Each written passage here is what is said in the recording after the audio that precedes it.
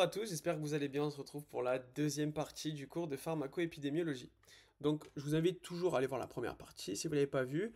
Voilà, dans la première partie, on définit les premiers termes, etc. De ce cours.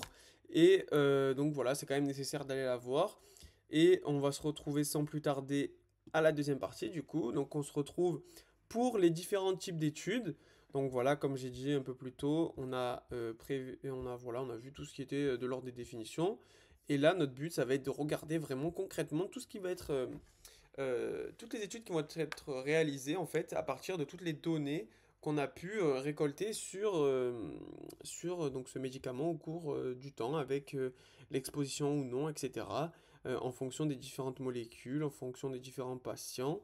Et là, notre première étude dans laquelle on va traiter, ça va être l'étude de prévalence.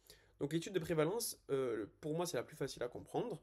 Il n'y a pas très grande difficulté. Je pense que le schéma à droite le résume très bien. Donc sur une courbe temporelle, les études de prévalence vont être à un moment précis. Donc ça s'appelle des études transversales. Donc voilà, il faut vraiment visualiser le truc avec le moment précis. Donc à un moment précis, on va arrêter, enfin pas arrêter forcément notre étude, mais on va calculer à un moment donné, on va étudier à un moment donné de notre étude et ça va nous permettre de faire donc, des études de prévalence. Donc ça va être principalement mesurer la fréquence d'une caractéristique dans une population donnée. Donc voilà. Donc moi je vous conseille vraiment d'apprendre tout ce qui est en gras en fait, ça c'est des choses qu'ils aiment bien faire tomber.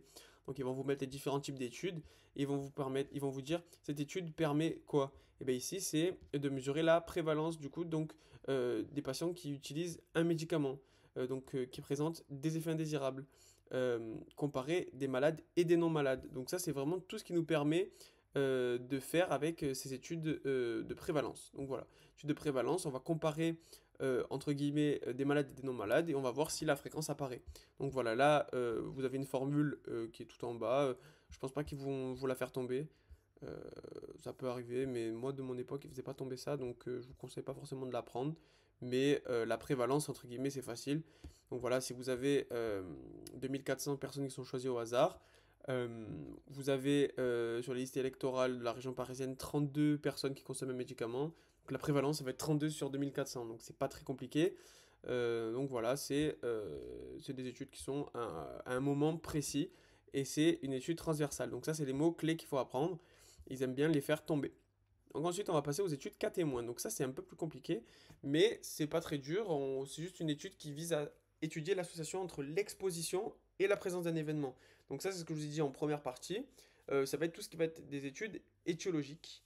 Et entre guillemets, là, on a deux groupes. Donc là, euh, on n'a pas des malades non malades comme ici. On a des cas et des témoins. C'est à peu près pareil, mais c'est très différent parce qu'en fait, des cas témoins, ce qui va nous permettre de faire toutes ces analyses, ça va être surtout sur les sujets. Donc, en fait, les cas, ils vont être choisis avec des critères précis d'inclusion et d'exclusion. Donc, ça va permettre de définir la maladie. Donc, on va prendre, par exemple, si on va faire des études sur l'insuffisance rénale, exemple, on va prendre des critères précis d'inclusion. Donc, ça veut dire, on va prendre des gens qui ont simplement une, euh, une insuffisance rénale. Si on va les exclure, à l'inverse, on va dire on veut toutes les personnes, toute la population, sauf les personnes qui ont des insuffisances rénales. Donc ça va être ça notre critère d'inclusion et d'exclusion. Et en fait, les sujets vont être choisis en fait. C'est pas comme aux premières études où on a des non et des malades et non malades dans la population générale. Là, on va prendre vraiment des cas précis avec des critères, comme on a dit, d'inclusion et d'exclusion. Donc après, on a des témoins. Donc ça, c'est la population dans laquelle on a utilisé ces données, entre guillemets. Donc c'est la population la plus grande par rapport aux cas qui vont être inférieurs généralement aux témoins. Et voilà. Donc là, le but, donc on se réfère toujours à notre frise, c'est de faire une étude rétrospective. Donc à l'inverse de l'étude de prévalence où c'était vraiment dans un temps précis, là, on a des personnes qui vont être exposées à la maladie et on va, entre guillemets, regarder tous les cas qui sont passés dans le passé, en fait. Donc on n'est pas du tout dans le futur.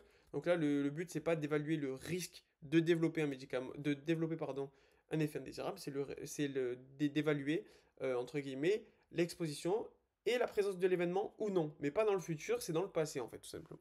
Donc on appelle ça des études rétrospectives. Donc voilà, il n'y a pas trop de difficultés à ça. Donc le groupe témoin sert de référence. Donc voilà, savoir au plus le groupe de témoins est grand, au plus ça va être représentatif. Et donc voilà. Ensuite, on a donc la mesure de l'exposition du médicament. Ça, toujours à apprendre par cœur les, euh, les trucs en gras comme ça. Ils aiment beaucoup faire tomber. Donc à partir d'une date index, qui va être la date de survenue des symptômes, etc. Donc ça, on va se référer par rapport à ici. Et après, la fenêtre, ça va être tout ce qui va être de l'exposition. Donc on va être en rouge, en fait, etc. Vous avez ça qui va être notifié. Et voilà, donc ça, c'est pas très compliqué. Je pense que voilà, les exemples sont pas à apprendre par cœur, mais ils permettent de comprendre. Donc voilà, dans les études rétrospectives, en fait, la fenêtre de temps, ça va être tout ce qui va être ça. C'est-à-dire que on bloque dans le présent et on va regrouper tout ce qui s'est passé dans le passé. Et dans le passé, on a un temps à peu près plus ou moins long, et en fait, on va se bloquer avec le présent. Donc voilà, en fait, on va estimer euh, à des fenêtres de temps différentes, et au plus la fenêtre de temps elle est bien élaborée, donc le choix il doit être pertinent pour pouvoir avoir des bonnes études. Et en fait, le but de tout ça, ça va être de nous permettre de calculer notre cote d'exposition. Donc ça va être notre rapport de cote ou odds ratio. Voilà, il est noté comme ça. Et en fait, moi j'aurais appris la formule par cœur, en fait, c'est pas très compliqué, il faut faire. Donc vous avez souvent ce tableau comme ça. Bon, je pense pas qu'ils vont vous faire des questions sur ça, hein. Mais si vous devez l'apprendre, voilà, c'est A fois D sur BC. Voilà. Et en fait, ce qu'il faut surtout retenir, c'est que si le rapport de cote il est supérieur à 1, c'est qu'on a une association qui est possible, mais n'est pas forcément présente.